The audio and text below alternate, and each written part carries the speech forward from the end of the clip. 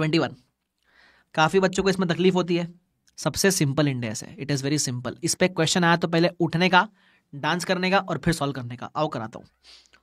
सबसे पहले इसमें पढ़ना क्या है, इस पूरे चैप्टर को 3-4 पार्ट में डिवाइड कर देना। सबसे पहले कुछ भी पार्ट डिवाइड करो उसके पहले कुछ बेसिक डेफिनेशन सीख लो। 3 डेफिनेशन है। पहला, what is the meaning of foreign currency. अपनी करेंसी छोड़ के बाकी सारे करेंसी फॉरेन करेंसी।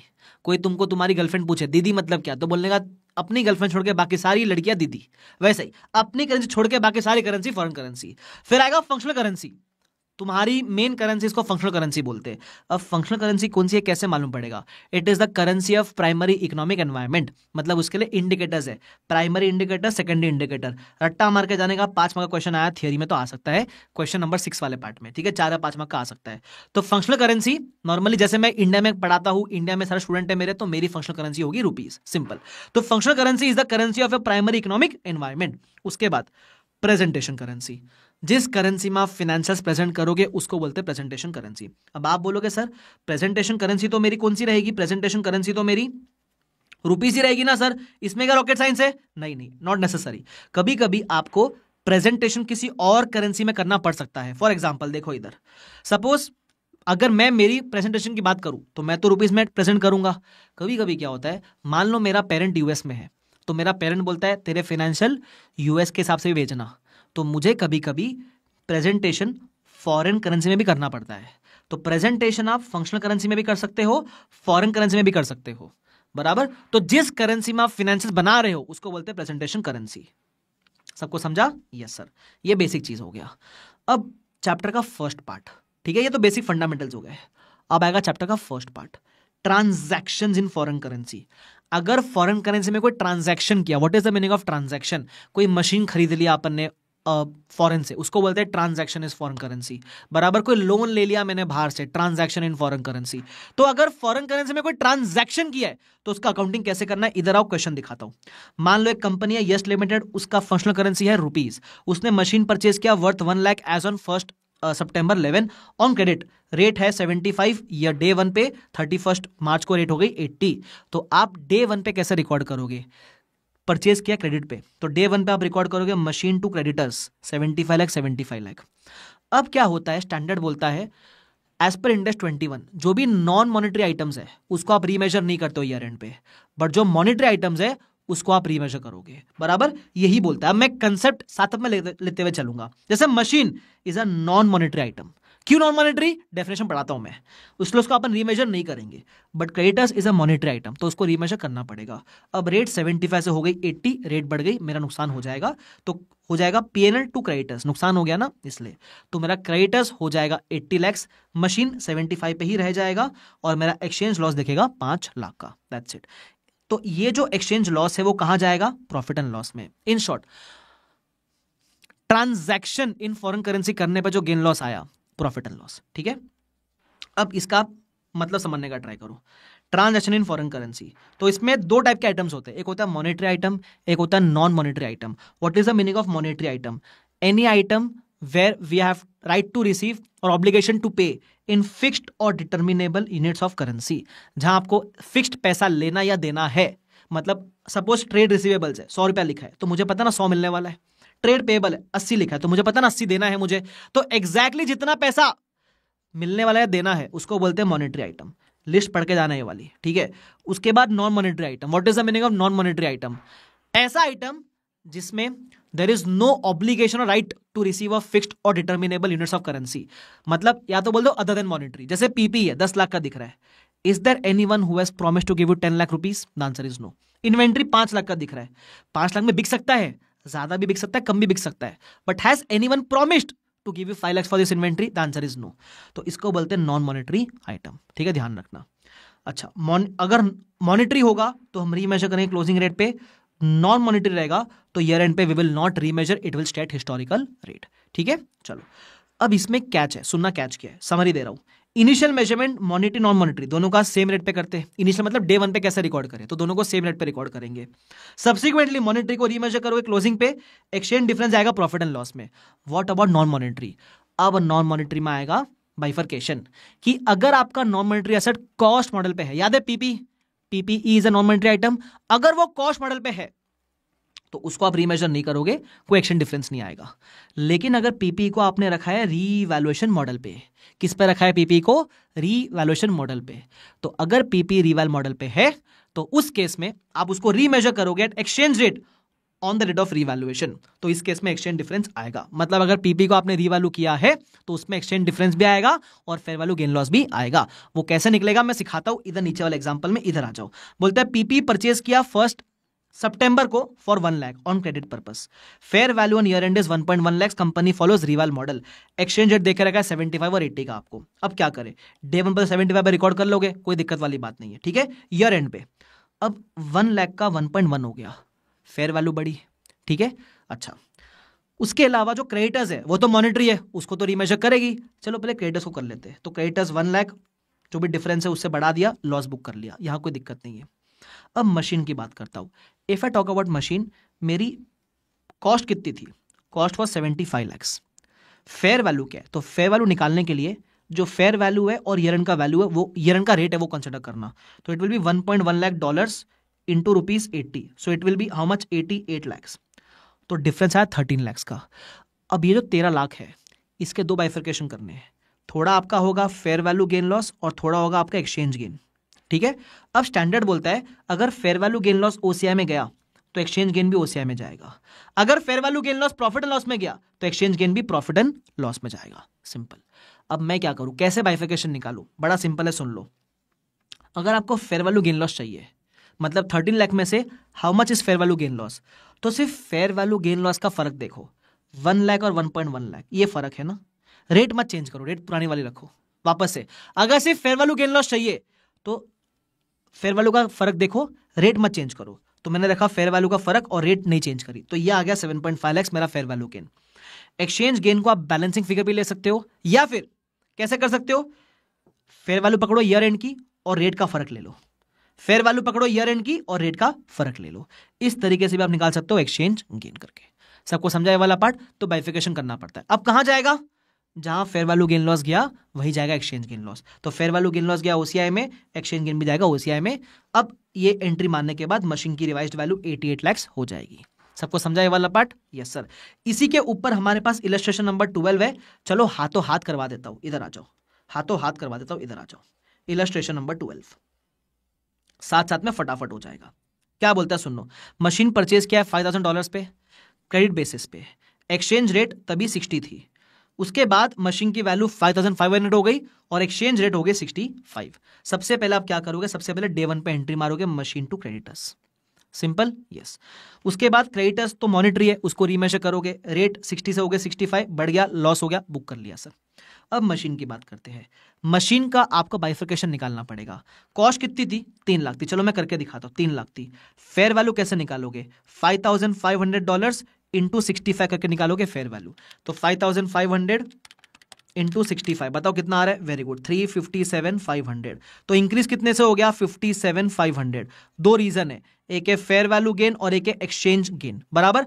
अब मुझे बताना है दोनों में क्या फर्क है, दोनों में क्या फर्क है, मतलब कैसे निकलेगा फेयर वैल्यू एक्सचेंज गेन। तो फेयर वैल्यू गेन चाहिए तो सिर्फ फेयर वैल्यू का फर्क देखो।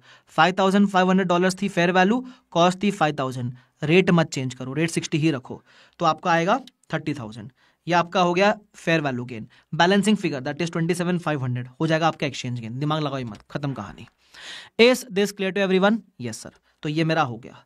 अब इसमें एक और इंपॉर्टेंट बात, तो आपकी मशीन की वैल्यू कितनी हो जाएगी? आपकी मशीन की वैल्यू हो जाएगी 357,500। अब यहां क्वेश्चन में नीचे टैक्स रेट भी देके रखा है। हो सर, टैक्स रेट, इसका मतलब है डिफर्ड टैक्स भी आएगा। तो डिफर्ड टैक्स कैसे निकालोगे? सुन लो। अगर मैं इस एसेट की बात करूं तो मेरा कैरिंग अमाउंट हो गया ईयर एंड पे 357,500, बट जब मैं टैक्स बेस की बात करूंगा तो टैक्स बेस में आप ऐसा कोई भी एक्सचेंज गेन या फेयर वैल्यू गेन नहीं बुक करते हो, तो टैक्स बेस 3 लाख पे आपका रह जाएगा, 3 लाख पे। तो there is a difference of 57,500। अब हिंट याद है क्या आपको? Whenever there is a difference between carrying amount tax base, carrying amount ज्यादा है टैक्स बेस कम है, कैरिंग अमाउंट कम करना है। यार याद है क्या hint? Always try to bring carrying amount towards tax base. तो मैं कैरिंग अमाउंट को टैक्स बेस के पास लेकर आऊंगा, मतलब कैरिंग अमाउंट कम करना है। अगर ये एसेट है, पीपीई है, अगर एसेट का कैरिंग अमाउंट कम करना है तो आपको liability, very good answer, DTL create करना पड़ेगा। क्या शानदार जवाब दिया तुमने, मजा आ गया। तो 57,500 इंटू 30% आ जाएगा 17,250, खत्म। सबको समझता है क्या ये वाला पार्ट हीरो लोग? Yes yes sir.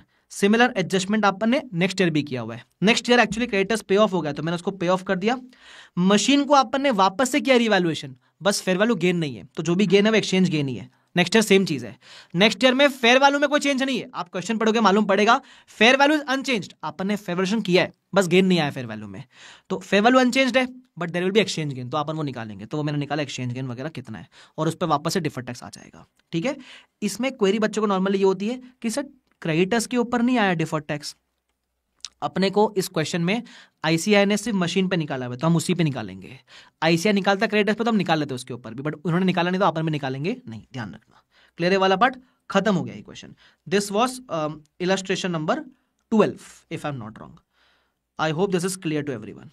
अरे हीरो लोग बोलो यस और नो? एकदम यस, एकदम यस है सर, कोई दिक्कत ही नहीं है, आगे बढ़ो सर।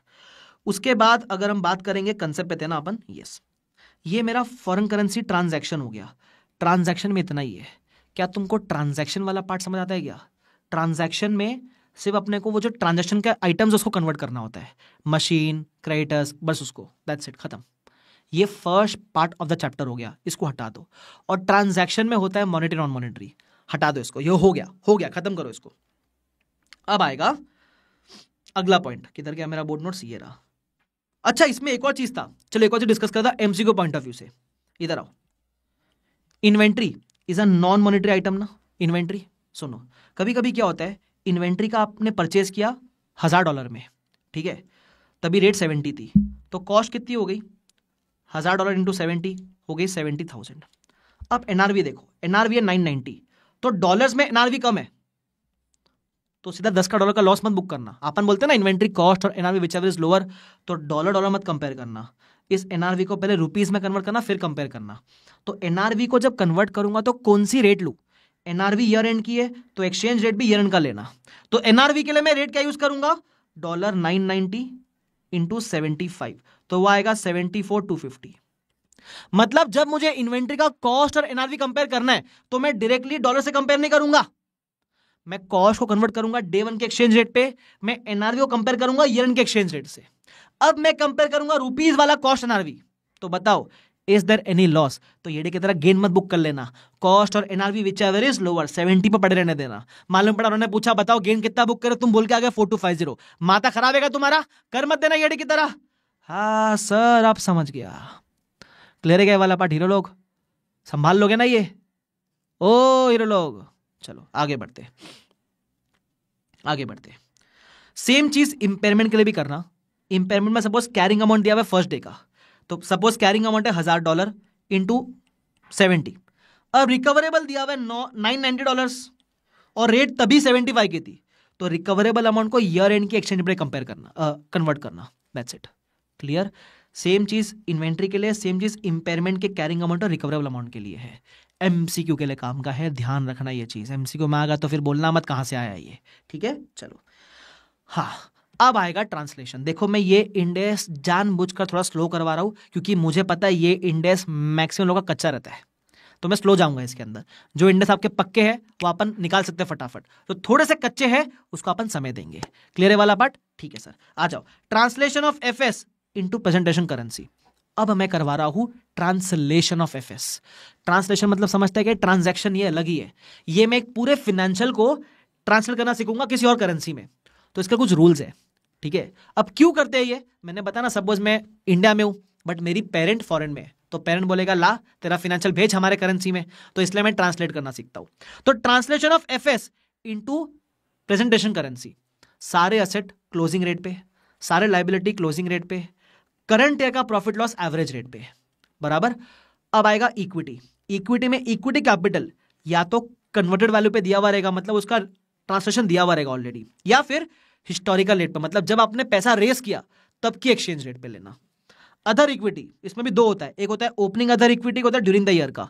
ओपनिंग वाला अदर इक्विटी हिस्टोरिकल रेट पे, इसका दिया हुआ कन्वर्ट वैल्यू दिया हुआ रहेगा, इसका कन्वर्जन वाला वैल्यू दिया हुआ रहेगा। ड्यूरिंग द ईयर का एवरेज रेट पे कन्वर्ट कर लेना। वापस से सारे asset closing, liability closing, current year profit and loss average. Equity में इक्विटी कैपिटल हिस्टोरिकल रेट या फिर वैल्यू दिया हुआ रहेगा। अदर इक्विटी का ओपनिंग हिस्टोरिकल रेट या फिर वैल्यू दिया हुआ रहेगा। ड्यूरिंग द ईयर का एवरेज रेट। क्लियर? ये बात एक ध्यान रखना इधर, यहां मैं ट्रांसलेशन कर रहा हूं, तो यहां मैं चेक करूं क्या कि एसेट मॉनिटरी है कि नॉन मॉनिटरी है, चेक करूं, कर मत देना येडी की तरह। ट्रांजैक्शंस अलग है, ट्रांसलेशन अलग है। ट्रांसलेशन में आप कभी भी ये मत चेक करना कि वो मॉनिटरी है कि नॉन मॉनिटरी है, मेरे को उससे फर्क ही नहीं पड़ता है।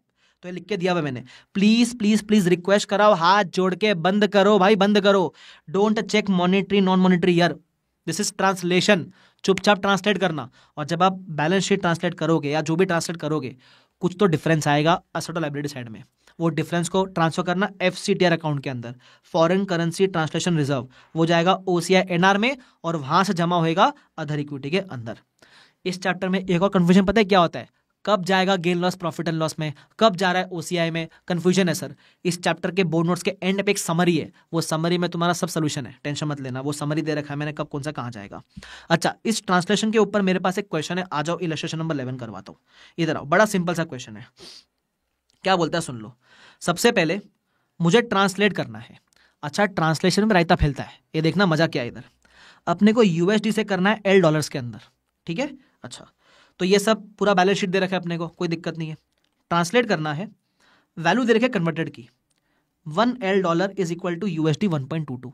तो ये बिगनिंग की रेट है, एवरेज 1.175 है और क्लोजिंग 1.13 है। हमको आदत क्या होती है, हमको मल्टीप्लाई करने की आदत होती है, तो हम बोलते हैं 50,000 इंटू 1.13 क्लोजिंग रेट चाहिए ना एसेट के लिए। ऐसे मत करना, तुमको अगर नहीं आता फॉरेक्स वगैरह तो मैं सिखाता हूँ एक बेसिक क्रॉस मल्टीप्लिकेशन। मान लो L डॉलर 1, तो USD कितना 1.13, यही बोला हुआ है ना इसमें, 1 L dollar is equal to USD 1.13। अब आप देखो आपके पास बैलेंस शीट में क्या अवेलेबल है, USD अवेलेबल है, तो मान लो USD 50,000, तो आप ऐसा लिखना USD मेरा 50,000 है, तो बताओ L डॉलर कितना, तो कर लो cross multiply, 50 into 1 divide by 1.13। तो इससे तुमको डायरेक्टली मिलेगा, डिवाइड करना है, इनडायरेक्ट कोड दिया हुआ है, सीखते हो ना AFM में डायरेक्ट कोड इनडायरेक्ट कोड, वैसा दिया हुआ है। तो वो नहीं आता तो ये सिंपल क्रॉस मल्टीप्लाई करो, तुमको जवाब आएगा। तो बेसिकली अब मुझे बताओ कौन से आइटम को कौन से रेट पे, PP असेट है, closing rate, receivables closing rate, issued capital कितने अच्छे लोग हैं, कन्वर्टेड वैल्यू दिया हुआ है, opening retained earnings converted value दिया हुआ है, profit for the year average rate बताया था ना, करंट का प्रॉफिट एवरेज रेट, फिर लायबिलिटीज क्लोजिंग रेट, खत्म। कन्वर्ट करना, वैल्यू मिल जाएगी। इसमें एक और वर्किंग मांगी थी, prepare a working of cumulative balance of foreign currency translation reserve. अच्छा, बाय द वे जब आप कन्वर्ट करोगे तो कुछ तो डिफरेंस आएगा, आपका असेट साइड में इतना आता है, लायबिलिटी में कुछ तो बैलेंस आ रहा है, उसको बोलना FCTR। अगर लायबिलिटी में पॉजिटिव बैलेंस बचा हुआ है तो गेन है, नेगेटिव है तो लॉस है, ठीक है। तो FCTR foreign currency translation reserve. अब इसका एक रिको बना के देना है अपने को, है ना, उसका एक वर्किंग बना के देना है। अब इस वर्किंग में क्या देना, सुनना मेरी बात, ये पूरे बैलेंस शीट में मैंने सबको क्लोजिंग पे कन्वर्ट किया हुआ है except 3 items, issued capital, retained earnings और ड्यूरिंग द ईयर का प्रॉफिट। इन 3 को छोड़ के मैंने सबको क्लोजिंग में कन्वर्ट किया हुआ है। तो रिको कैसे बनाते पता है क्या, हम बोलेंगे इन 3 को अगर मैं इसके बदले क्लोजिंग पे कन्वर्ट करता तो वैल्यू क्या होती, जैसे मैंने ये देखो ये किया हुआ है, इन तीनों को अगर मैं क्लोजिंग में कन्वर्ट करता तो वैल्यू क्या होती, कंपेयर करना इसको, एक्चुअल इनकी वैल्यू क्या है कन्वर्टेड वाली, किससे कंपेयर करेंगे, एक्चुअल कन्वर्टेड वैल्यू क्या है, दोनों का difference will exactly match with your FCTR का अमाउंट। तो ये रिको वाला पार्ट इंपॉर्टेंट है, ठीक है, करके जाना, एग्जाम में इसका भी मार्क्स होता है। Is this clear to everyone, ये था ट्रांसलेशन इनटू प्रेजेंटेशन करेंसी, खत्म। एक और section of the chapter is over. Next section, foreign operation. What is the meaning of foreign operation?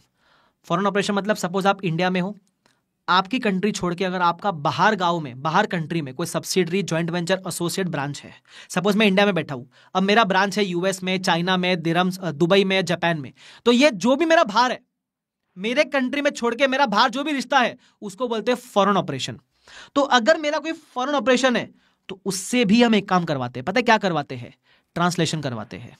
क्या कराते हैं, सपोज मेरा सब्सिडरी है US में, अब मैं सब्सिडी को क्या बोलेगा कि भाई तू US में, मुझे तेरे फाइनेंशियल रुपीज में चाहिए, बिकॉज मेरे को CFL बनाने का रुपीज में, तो क्या बोलेंगे, ट्रांसलेशन बोलेंगे। मतलब बेसिकली फॉरेन ऑपरेशन से भी अपन ये ही ट्रांसलेशन वाले काम करवाएंगे। तो सर फॉरेन ऑपरेशन का ट्रांसलेशन रूल्स अलग है क्या? नहीं, अल्टीमेटली उसका अपन फाइनेंशियल ट्रांसलेट कर रहे हैं ना यार, तो बस रूल्स सेम टू सेम है, rules exactly same to same है। मैं बताता हूं क्या रूल्स है इसके, देख लो इधर,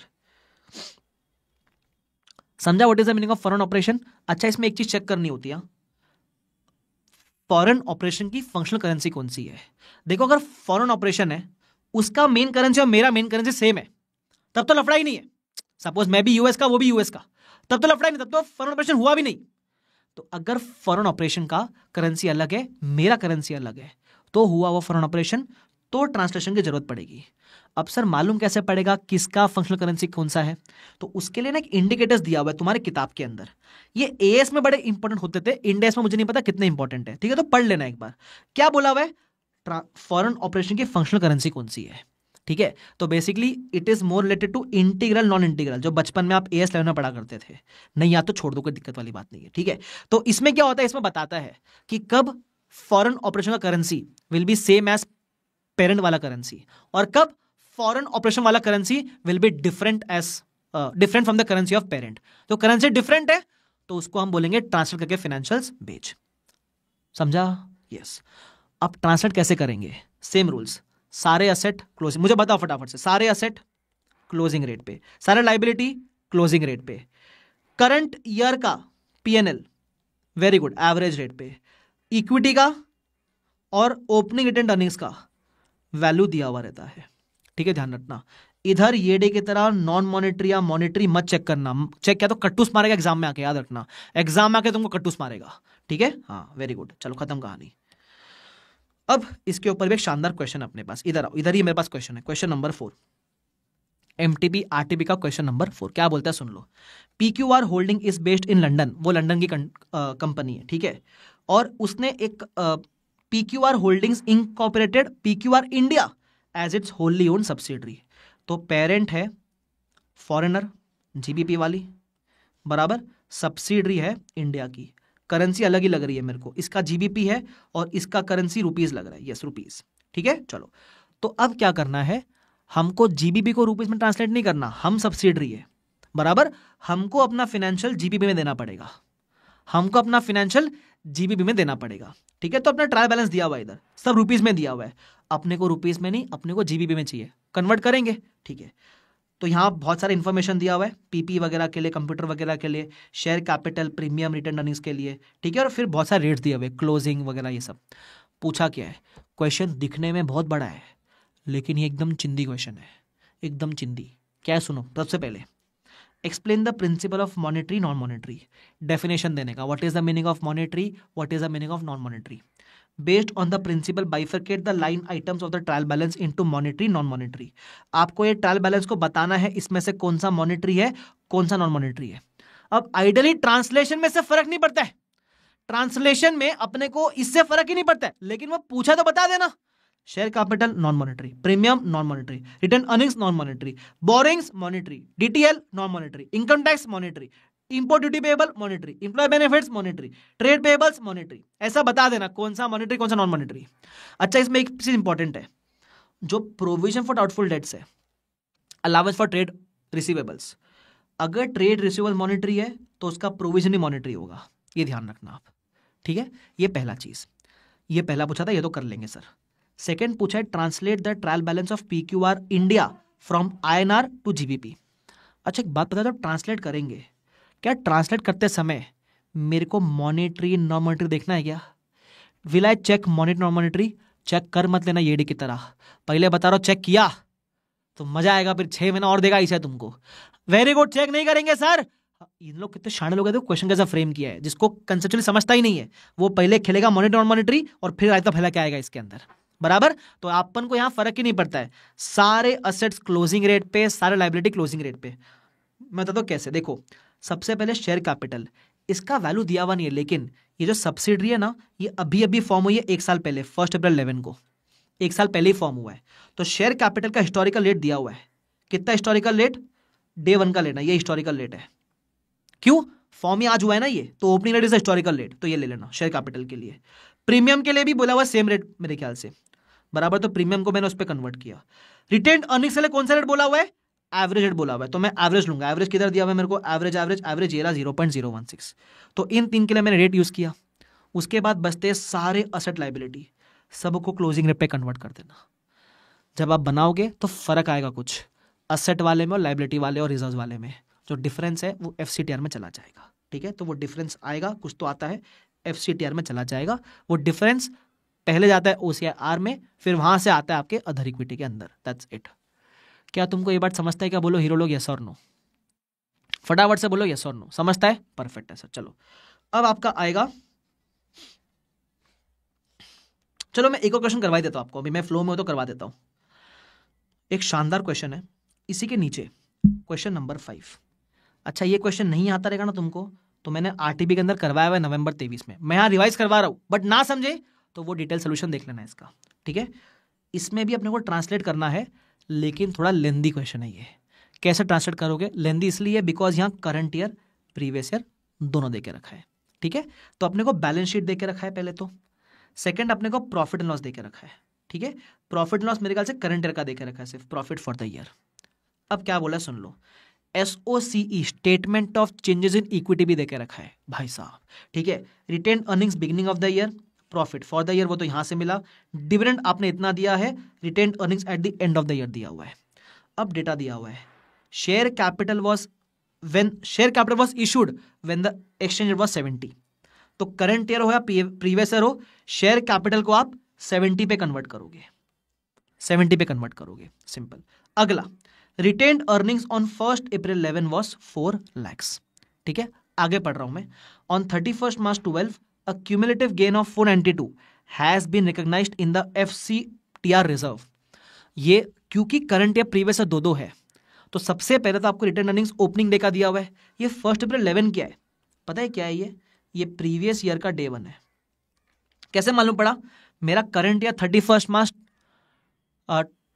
2013 को खत्म हो रहा है, प्रीवियस ईयर 12 में खत्म हो रहा है, तो फिर ओपनिंग डे क्या रहेगा? 1 अप्रैल 11, ठीक है? फिर आपको गेन का अमाउंट दिया हुआ है 492, ये प्रीवियस ईयर का दिया हुआ है, ये गेन जो है ये प्रीवियस ईयर का है, ध्यान रखना। डिविडेंड का कन्वर्जन वैल्यू दिया हुआ है 73.5, profit for the year 11-12 was 8000, उसका वैल्यू दे रखा है 5,72, and profit for the year 12-13 was 14,500, उसका वैल्यू दे रखा है 1072,985। सर करूँ क्या इतने इन्फॉर्मेशन का? एक बार रुक जाओ, यहां आ जाओ मेरे पास। सबसे पहले व्हेन यू आर कन्वर्टिंग आप क्या बोलोगे? मेरे पास जो ओपनिंग रिटेन अर्निंग्स है, पहले मैं वो लूंगा प्रीवियस ईयर का, ठीक है? प्रीवियस ईयर में जो मेरे डे 1 का बैलेंस है वो 4 लाख दिया हुआ था, वो खुद ही दिया हुआ है ना, 4 लाख रुपया। स्लो जाऊंगा यहाँ, 4 लाख रुपया। उसके बाद प्रीवियस ईयर में जो प्रॉफिट कमाया उसका वैल्यू दिया हुआ था कन्वर्टेड 572, वो यहां दिया हुआ है 572 प्रीवियस ईयर का, ठीक है? तो प्रीवियस ईयर का फर्स्ट डे का ओपनिंग प्लस प्रीवियस ईयर का प्रॉफिट मिला के बनेगा क्लोजिंग ऑफ प्रीवियस ईयर, बराबर। ये जो रिटेन अर्निंग्स प्रीवियस ईयर का है वो बनेगा करंट ईयर का ओपनिंग, ऐसा, बराबर। फिर आपने प्रॉफिट कमाया करंट ईयर में, वो ऐड करना, और डिविडेंड जो पे किया उसका रेट दिया हुआ था अपने को, वो माइनस करना। तो ये करंट ईयर का बनेगा रिटेन्ड अर्निंग्स। तो ये रहा प्रीवियस ईयर का रिटेन्ड अर्निंग्स और ये रहा करंट ईयर का रिटेन्ड अर्निंग्स। मतलब जब आप बैलेंस शीट में रिटेन्ड अर्निंग्स देखोगे तो इसका वैल्यू आपको यहां से मिलेगा, ये ध्यान रखना है। ये जो वर्किंग है ना, ये खतरनाक वर्किंग है भाई, वर्किंग नोट नंबर 1, पहला चीज, ठीक है? दूसरा और क्या दिया हुआ इंफॉर्मेशन? फिर बोला हुआ for the sake of simplicity items of income expense weighted average monthly rate, ठीक है? फिर रेट दिया हुआ है, प्रीवियस ईयर के क्लोजिंग का रेट 73, करंट ईयर क्लोजिंग का रेट 75। सो दो क्लोजिंग क्यों दिया हुआ है? जब मैं बोलता हूं असेट लायबिलिटी को क्लोजिंग रेट पे कन्वर्ट करना है, तो प्रीवियस ईयर के बैलेंसेस को प्रीवियस ईयर के क्लोजिंग पे कन्वर्ट करेंगे, करंट ईयर के एसेट लायबिलिटी को करंट ईयर क्लोजिंग पे कंपेयर करेंगे। अब आप मेरा सोल्यूशन देख लो, जो मेरे करंट ईयर के असेट्स है current year closing rate, previous year के असेट्स है प्रीवियस ईयर क्लोजिंग रेट, जो शेयर कैपिटल है 70 का रेट था, 70 का रेट था, रिटेन्ड अर्निंग्स वर्किंग नंबर 1 में निकाला, कितना बैलेंस आया, बराबर। जो लायबिलिटी है करंट ईयर में 75 का रेट, प्रीवियस ईयर में 73 का रेट, डिफरेंस आएगा। प्रीवियस ईयर का जो डिफरेंस है वो FCTR का बैलेंस है, करंट ईयर का जो डिफरेंस है वो FCTR का बैलेंस है। प्रीवियस ईयर में 492 था, करंट ईयर में इतना होगा, तो इंक्रीमेंट कितने का हुआ निकाल लेना, ठीक है? सेम चीज इन्होंने SOCE बना के दे रखी है। SOCE में क्या क्या आता है? शेयर कैपिटल आएगा, रिटेन्ड अर्निंग्स आएगा और फॉरेन एक्सचेंज रिजर्व आएगा। प्रीवियस ईयर में आपका capital was 35 lakhs, retained earnings was इतना, रिजर्व वॉज इतना। कहां से आया आपको? अरे कुछ नहीं, ये जो इक्विटी वाला पार्ट है ना, उसी को मैंने यहां ऐसा करके लिख दिया, 35, 722, 492, टोटल इतना हो गया। फिर करंट ईयर में कितना प्रॉफिट कमाया वो लिखा, फिर डिविडेंड बांटा वो लेस किया, FCTR आया करंट ईयर में, वो FCTR वाले कॉलम में आएगा, दैट्स इट। टोटल मिला के आपका इतना बैलेंस बन जाएगा। ये आपको प्रैक्टिस करना है। तो यहाँ दो वर्किंग इंपॉर्टेंट है, एक statement of changes in equity की वर्किंग इंपॉर्टेंट है और एक आपका जो रिटेन अर्निंग्स है इसका वर्किंग इंपॉर्टेंट है ना। जबरदस्त क्वेश्चन। ये क्वेश्चन एग्जाम में आएगा तो वो तुमको बोलेगा अब ये करके दिखाओ, तो तुमको ये करके दिखाना है। संभाल लोगे नहीं संभाल पाओगे? अरे बोलो हीरो लोग यस और नो फटाफट से, जल्दी जल्दी।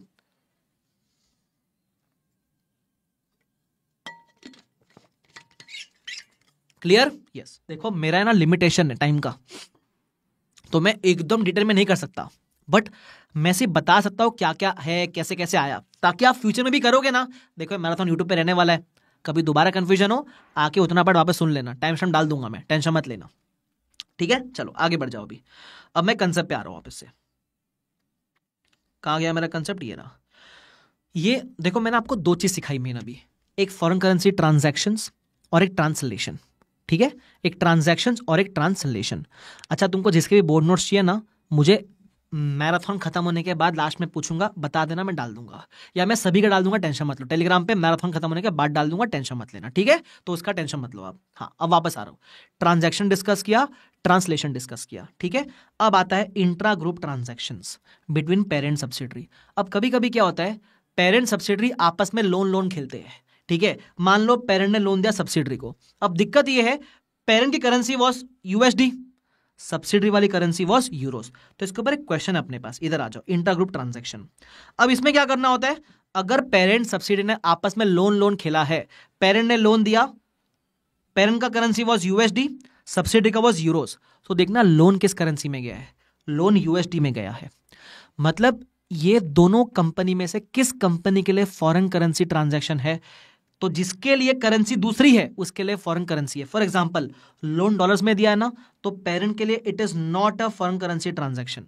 तो पेरेंट सिंपल अकाउंटिंग करेगा, लोन टू कैश बैंक $100 ये करेंसी है इसकी, तो कोई ट्रांसलेट करने का जरूरत भी नहीं है, कोई रीमेजर करने का जरूरत भी नहीं है आपको। क्यों? क्योंकि ये करेंसी है इसकी। दूसरा, सब्सिडरी ने लोन लिया है यूएसडी में, सब्सिडरी को ट्रांसलेट करना पड़ेगा, तो डे वन के एक्सचेंज रेट पे कन्वर्ट करेंगे, ईयर एंड के एक्सचेंज पे रीमेजर करेंगे। तो जो लोन है वो ईयर एंड पे होगा रीमेजर, तो कुछ लॉस आएगा, एक्सचेंज लॉस आ गया। ये एक्सचेंज लॉस सिर्फ किसको आया? सब्सिडरी को आया। पेरेंट को क्यों नहीं एक्सचेंज गेन लॉस? क्योंकि उसके लिए वो फॉरेन करेंसी वाला ट्रांजेक्शन था ही नहीं, पेरेंट के लिए it was not a foreign currency transaction. ठीक है, अब ये तो हो गया इंडिविजुअल बुक्स में, तो पेरेंट बोला डॉलर्स, सब्सिडरी बोला मेरा यूरोज है। ठीक है, अब आप बनाओगे सीएफएस।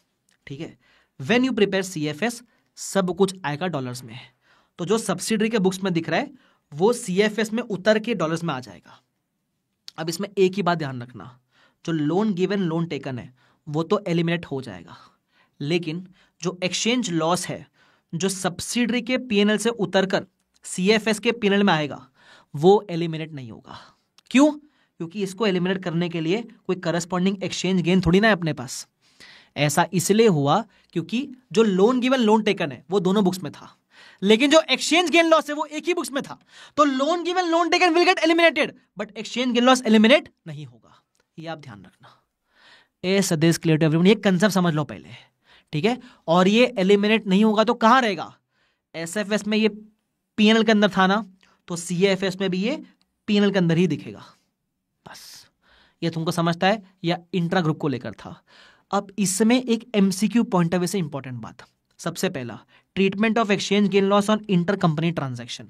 ठीक है, ये जो भी एक्सचेंज गेन लॉस एसएफएस में आता है वो दिखता है पीएनएल के अंदर, ये जो भी एक्सचेंज गेन लॉस सीएफएस में आता है वो भी दिखता है पीएनएल के अंदर ही। लेकिन कभी कभी क्या होता है, loan is not returnable in forcible future.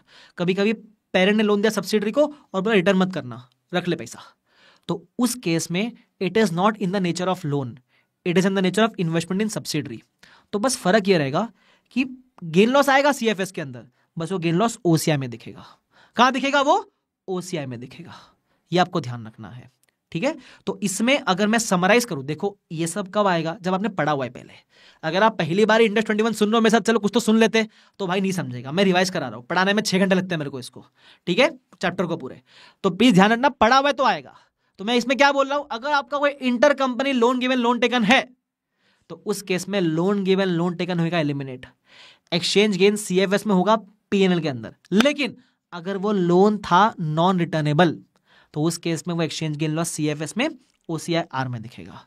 ये सब का मैंने समरी दे रखा है, टेंशन मत लेना। आगे बढ़ जाते हैं, बढ़े आगे, आगे बढ़ो सर।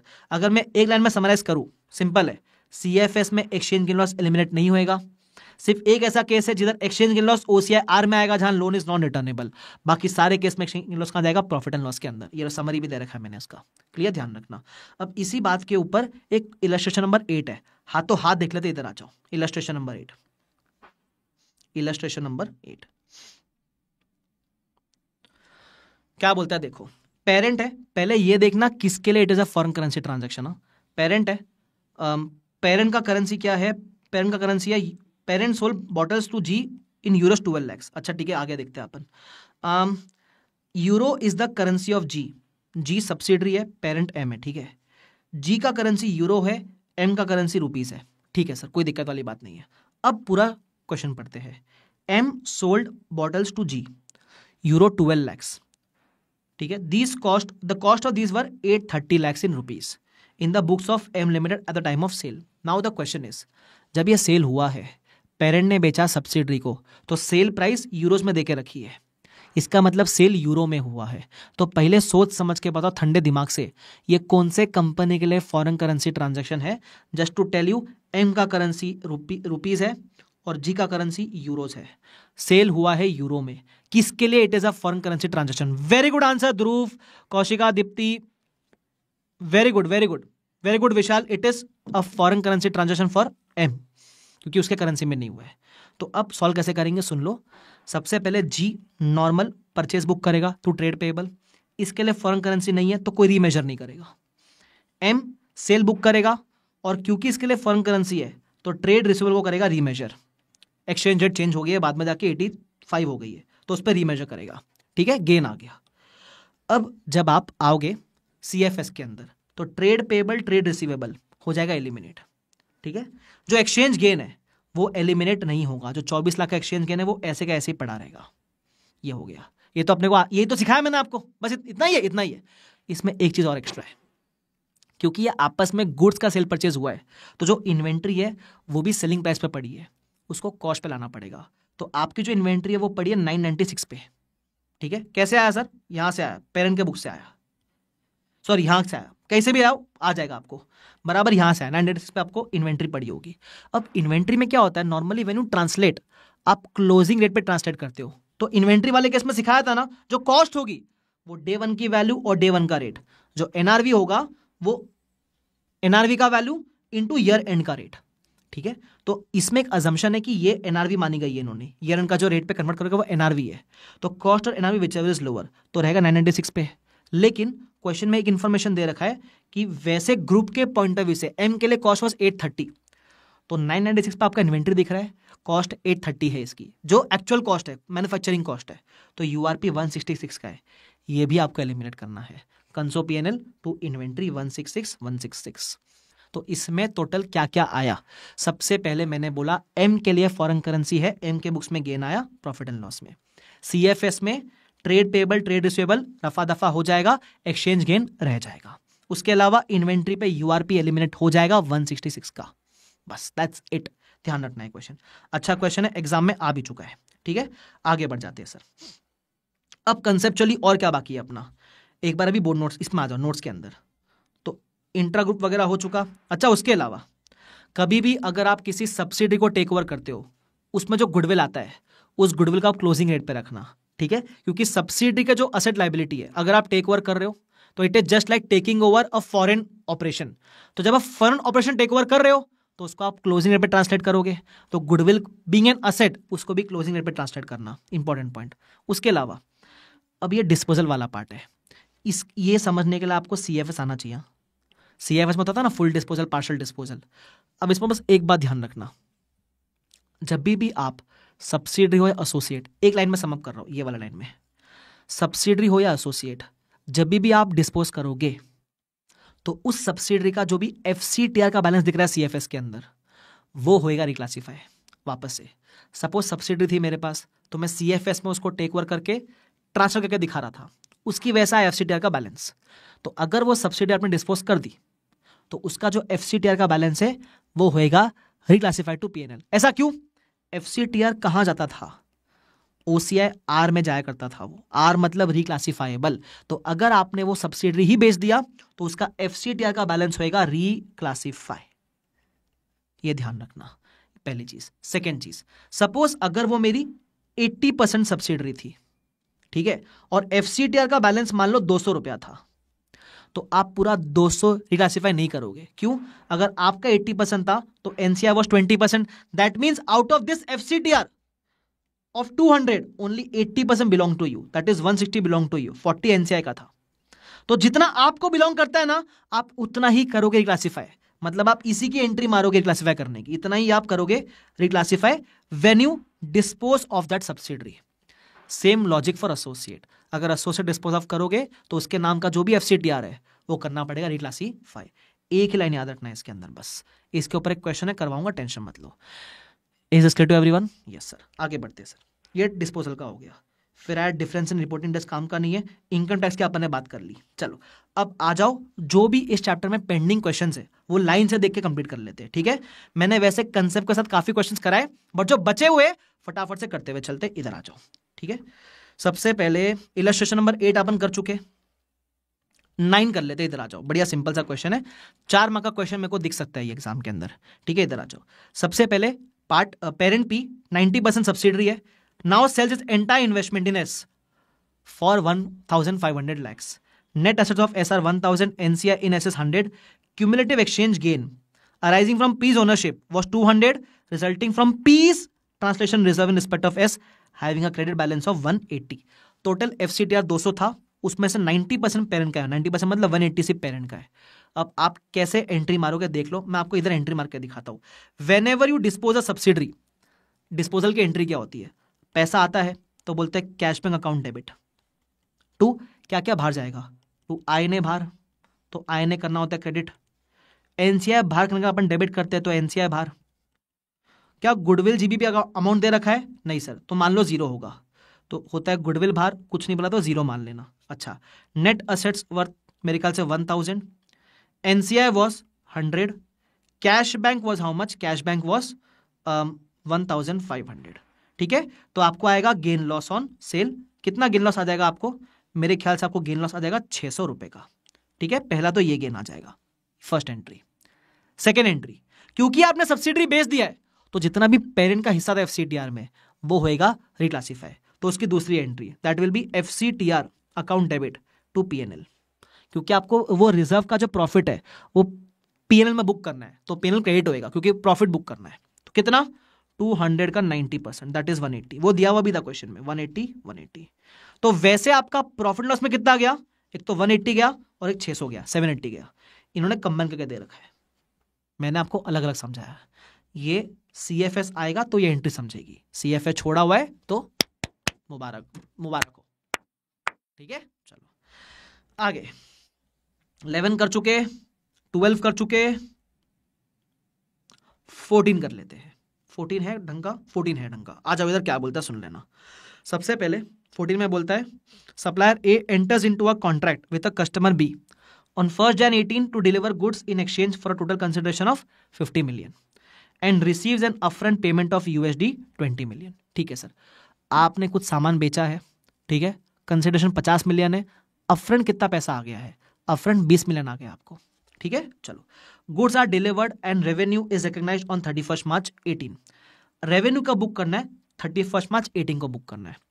अब मेरी बात ध्यान से सुनना, 30 million is received on 1 April 18। Accounting कैसे करेंगे? इधर आ जाओ, बड़ा सिंपल सा क्वेश्चन है। सबसे पहले इस दिन पे जो एडवांस आया, सिंपल सी entry, cash bank to advance revenue, ठीक है, 20 मिलियन इंटू 72 आज की रेट पे आपने रिकॉर्ड कर लिया। अब ये एडवांस रेवेन्यू मॉनेटरी है या non monetary? It is a non monetary item. आप लोगों से मॉनेटरी है तो नॉन मॉनेटरी है। क्यों मॉनेटरी? मतलब क्या? ऑब्लिगेशन टू पे और right to receive in fixed और डिटर्मिनेबल अमाउंट। ये मुझे किसी को पे ऑफ नहीं करना लायबिलिटी, ये तो मुझे पैसा आ गया, इसके बदले मुझे गुड्स या सर्विस देनी है, तो ये नॉन मॉनेटरी है, तो ये इसी वैल्यू पे रह जाएगा। फिर 31 मार्च को रेवेन्यू अक्रू होता है 50 मिलियन का। अब ये रेवेन्यू अक्रू कैसे करोगे आप? रेवेन्यू अक्रूवल का मतलब होता है ये जो एडवांस था ये आप रिवर्स करके रेवेन्यू में ट्रांसफर कर दोगे, तो ये तो इसी अमाउंट पे ट्रांसफर होगा रेवेन्यू के अंदर, पहला। दूसरा, जो बैलेंस 30 मिलियन अक्रू हुआ है 50 में से 20 तो मिल गया, बचा हुआ 30। अक्रूवल की एंट्री क्या रहेगी? Receivable to revenue. क्योंकि ये रिसीवेबल टू रेवेन्यू आज बुक कर रहे हो तो इसको आज की रेट पे रिकॉर्ड करोगे। मतलब रेवेन्यू में इस दिन पे 2 अमाउंट ट्रांसफर हुआ है, एक एडवांस का अमाउंट ट्रांसफर हुआ है, वो एडवांस के रेट पे ट्रांसफर हुआ है, और एक रिसीवेबल जो आपने आज ही बुक किया है वो ट्रांसफर हुआ है, वो आज के रेट पे ट्रांसफर हुआ है। तो टोटल रेवेन्यू कितना हो गया? इतना हो गया, खत्म कहानी। ये आपको ध्यान रखना है। Is this clear? ध्यान रखना, रायता में फैला के आना इसके अंदर। उसके बाद इलस्ट्रेशन नंबर 15 इज सिंपल। एक कर लेना एक बार ये वाला पार्ट। इसमें सिर्फ एक पार्ट इंपॉर्टेंट है, जो गुडविल आएगा वो गुडविल, अरे तुम क्या करोगे, इधर ही आ जाओ, इधर आ जाओ। सिंपल है, आपको डेटा देकर रखा है 23 मिलियन अपन ने असेट एक्वायर किया, पीसी पे किया 17.5 और 70%, बाकी आपका एनसीआर रहेगा। तो PC plus NCR minus INA Guddu मिला। गुड्डू का ईयर एंड का रेट भी मांगा है आपसे, सॉरी ईयर एंड का वैल्यू। तो गुडविल को आप ईयर एंड पे क्लोजिंग रेट पे कन्वर्ट करोगे, तो क्लोजिंग रेट पे कन्वर्ट करना, वैल्यू मिल जाए गुडविल की, खत्म कहानी। ठीक है। उसके बाद सेकेंड पार्ट, यूआरपी का अमाउंट निकालना है। ये जस्ट आपने इलस्ट्रेशन नंबर 8 में किया था। इसमें देख लो सिंपल है, आपने गुड्स बेचा है 2.4 मिलियन का फॉर 4.2 मिलियन, तो यूआरपी का अमाउंट कितना हो गया? 1.8 मिलियन आपका यूआरपी हो गया। अरे क्या है पूछा था, खत्म हो गया, इतना ही है। Clear? Done sir. Illustration number 16, ओहो ये मेरे दिल के काफी करीब है। क्यों? इसमें 109 और 21 दोनों आ जाएगा। ठीक है। इसमें क्या हुआ है, आपने लोन लिया है फॉरेन करेंसी में, तो क्या करने का, मजा आएगा सुनना इधर। सपोज आपने लोन लिया है कितना है? 6 million FCY। What is the meaning of FCY? FCY मतलब foreign currency, that can be anything, rupees, dollars, Euros, कुछ भी हो सकता है, हमको नहीं पता क्या है, बस इतना पता है फॉरेन करेंसी है। तो 6 मिलियन मतलब 60 लाख का लोन लिया है। Incurred incremental issue cost of 2 lakh. तो अगर कोई भी ट्रांजेक्शन कॉस्ट इंकर करते हो तो आप उसको लेस करते हो। लाइबिलिटी वाले केस में, असेट वाले केस में अपन ऐड करते हैं। लोन लेना एज फाइनेंशियल लाइबिलिटी तो लेस करेंगे अपन आगे। फिर बोलता है इसका इंटरेस्ट कितना है? 6 लाख FCY मतलब 10% इंटरेस्ट है, और मार्केट में रेट 12% है। ये बात ध्यान रखना। ठीक है। फिर अपने को कन्वर्जन रेट देकर रखा है, फर्स्ट डे का कन्वर्जन रेट 2.5, ईयर एंड का 2.75, एवरेज रेट भी देकर रखा है, कोई दिक्कत वाली बात नहीं है। अपने को निकालना है, calculate the initial measurement amount of loan, finance cost for the year, closing balance of exchange gain loss. ठीक है। चलो अब सॉल्व कैसे करना है सर इसको। सबसे पहली बात, चुपचाप फाइनेंशियल इंस्ट्रूमेंट वाले स्टेप्स लगाने का इसके अंदर। सबसे पहला स्टेप 1, कैश फ्लोस। डे 1 पे इतना पैसा आया, 6 ईयर्स का लोन है, तो 6 साल अपन इतना कूपन भरेंगे और इतना प्रिंसिपल आएगा। प्रिंसिपल रीपेमेंट प्रीमियम पे होता है, तो प्रीमियम का अमाउंट दिया हुआ नहीं है इधर, सिर्फ बोला हुआ है कि प्रीमियम पे होएगा। कहाँ बोला हुआ है? ये देखो यहाँ प्रीमियम पे होएगा, अमाउंट नहीं बताया हुआ है, कोई दिक्कत नहीं। सर फिर फेयर वैल्यू कैसे निकालेंगे? आपको याद है फाइनेंशियल इंस्ट्रूमेंट, अगर कोई CFI नहीं है, कोई रिलेशनशिप नहीं है और कोई लेवल 1 इनपुट नहीं है, तो आप फेयर वैल्यू अज्यूम करते हो। ठीक है। तो यहाँ अपन फेयर वैल्यू अज्यूम कर लेंगे टू बी 58 लाख। कैसे? Fair value is equal to transaction price minus transaction cost. ठीक है। FL वाले केस में TC लेस करते हैं, FA वाले केस में TC ऐड करते हैं। ये FL है तो लेस करेंगे, 58 लाख आ जाएगा आपका। फिर EIR है, फिर आप LAT बनाओगे। जो LAT बनाओगे फिलहाल के लिए आप सब कुछ फॉरेन करेंसी में बनाओ। ठीक है। तो पहले बनाओ फॉरेन करेंसी में LAT 58 लाख, उस पर EIR, फिर रीपेमेंट, फिर क्लोजिंग, सब कुछ फॉरेन करेंसी में बनाया। अब क्या करना है, अगला स्टेप एक एक करके कन्वर्ट करेंगे। ओपनिंग वैल्यू को ओपनिंग रेट पे, इंटरेस्ट अपन ईयर के एंड में भरते हैं। तो कभी कभी काफी बच्चे बोलेंगे सर मैं ईयर एंड के रेट ले लूं, लेकिन ये प्रॉफिट एंड लॉस का आइटम है तो इसलिए हमने एवरेज रेट लिया इधर। ठीक है। रीपेमेंट आप करते हो ईयर एंड पे, तो ईयर एंड की रेट ले लेना, और क्लोजिंग पे आएगी क्लोजिंग की रेट। इंडिविजुअली सबको कन्वर्ट करो, तो ये ओपनिंग रहा, ये मेरा इंटरेस्ट रहा, ये रीपेमेंट रहा, ये क्लोजिंग आया। तो opening plus interest minus repayment इतना आता है, जो कि क्लोजिंग से मैच नहीं कर रहा है। क्यों? क्योंकि आपने हर एक को सेम रेट पे कन्वर्ट नहीं किया, तो डिफरेंस आया। ये डिफरेंस ही आपका एक्सचेंज गेन लॉस है। अब गेन एंड लॉस से कैसे मालूम पड़ेगा? आपने जब opening plus interest minus closing किया तो अमाउंट आया 145, जबकि रियल अमाउंट 162 है। लाइबिलिटी का अमाउंट ज्यादा है, लाइबिलिटी 145 से दिख रही है 162 पे, ज्यादा है। लाइबिलिटी ज्यादा होना मतलब लॉस होता है, तो इसलिए एक्सचेंज लॉस। तो बस एंट्री मार देना फिर, जो भी एंट्री आपसे मांगी है। That's it. क्लियर है वाला पार्ट। Illustration number 16।